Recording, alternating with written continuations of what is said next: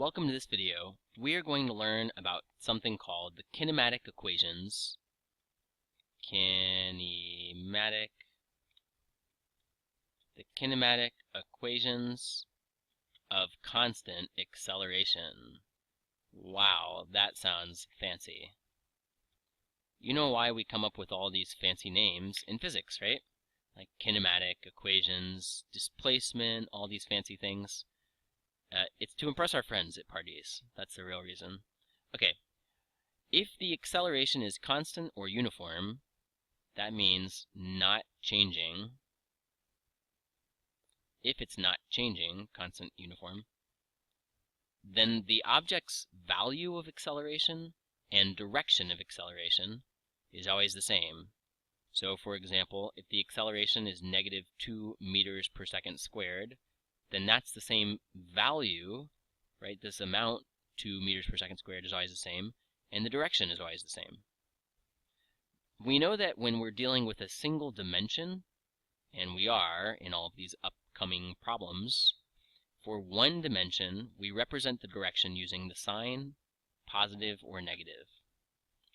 So what can we say about the velocity of an object when the acceleration is constant? You might think, well, the velocity is also constant, but that's not right. Write the equation for acceleration. Okay. Write it down on your page. It's the change in velocity you've written divided by the change in time, or the time it took for the velocity to change. So what can you say about velocity if the acceleration is constant? We can say that the velocity changes by the same amount each unit of time. So if you let 1 second pass, that's a unit of time, the velocity changes by the same amount with each passing second. You're not adding 2 meters per second and then adding 4. You always add the same amount of velocity or subtract the same amount. Okay, now on to the fun part. We get to learn some equations for the problem solving. And the first thing to note is that, we left something important off. These are the equations for uniformly accelerated motion along the x-axis and the y-axis. You see some things in here like delta x, right? Vi, Vf, a t, there's an a. We're not going to really use this equation. I just wanted to show it to you and so that you've seen it before. Okay.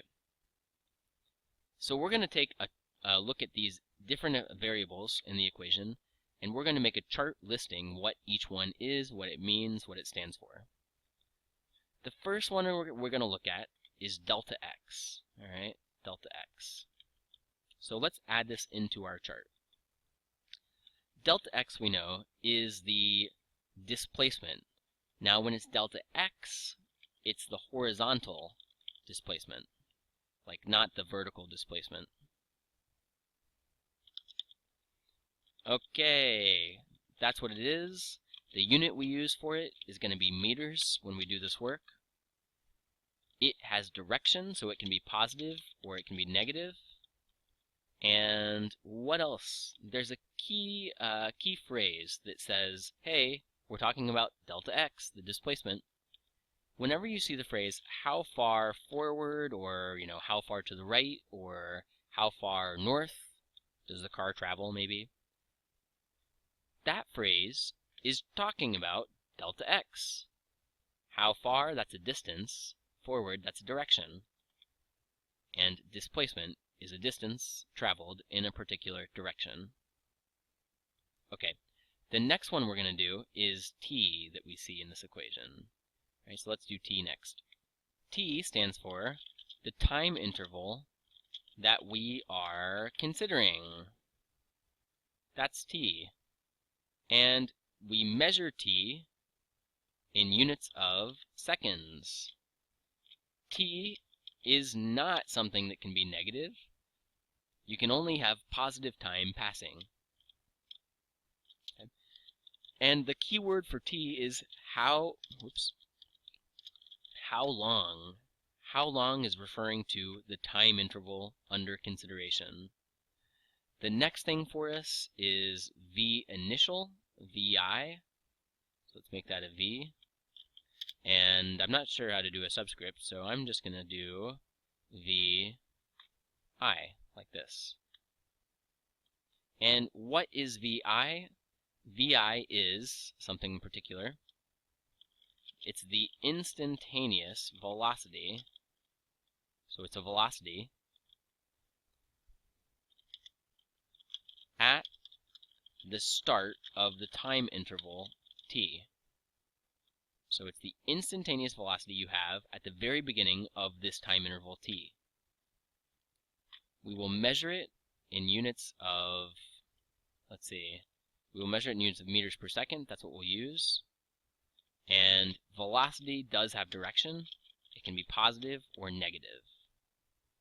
And you'll see things like, maybe you'll see how fast is the car traveling how fast is the car traveling forward, something like that. You know, how fast refers to, let's do this. How fast refers to speed. This is the speed. And forward is the direction. So you could see something like that. The next one we have is VF. And you can guess what VF is. Go ahead and try and guess what we're going to put down for V final. Right? It's going to be nearly the same text, the instantaneous velocity at the end of the time interval. We measure it in meters per second. It also can be positive or negative. Velocity has direction. Positive is like to the right, negative is maybe to the left. And you could have the same type of text describing velocity. The next one that we'll do is A, the acceleration. Let's do A next. A, acceleration. Acceleration is simply, and there's one thing that we need to specify. It's the constant, right? Uniform, the unchanging acceleration during the interval t. So everything is like during this interval t, right? Okay. Acceleration we know is meters per second, or right now we're going to start using meters per second squared. Acceleration has direction. It has direction, so it can be positive or negative. And you're not really going to see much text besides, you'll see pretty much just acceleration used to describe it. Okay. Now, this last one we don't need to fill in, but if you'd like, you could do, here what we've written is the variable. In this column, we've put the variable. In this column, we've put the quantity. We've described the quantity. So delta x stands for the quantity horizontal displacement. Here we've put the unit, meters, seconds, meters per second. Here, does it have direction? Does it have direction? Question mark. And here is how it's described in problems. How it's described. Can you read this? Described. Pretend that says described. Use your imagination. Oh gosh, described. Okay, these equations, they work on the x-axis, but then you could write the exact same equations on the y-axis. Okay, so whenever you have acceleration on the x-axis, you use the left side. Whenever you have acceleration on the y-axis, you use the right side. Okay, but they come with some stipulations. You can only use the equations when the object is accelerating. You cannot use them for constant velocity. If what you have is constant velocity, then you must use this equation. This is the average velocity equation, but in fact, v can stand for average velocity, or it can also stand average velocity. It can also stand for constant velocity. You can plug in a constant velocity into this equation, and the equation is still valid. Right? The other stipulation, you can only use this equation if the acceleration is uniform, constant, unchanging. And the final thing is the motion can only be along a straight line, or it can only be one-dimensional.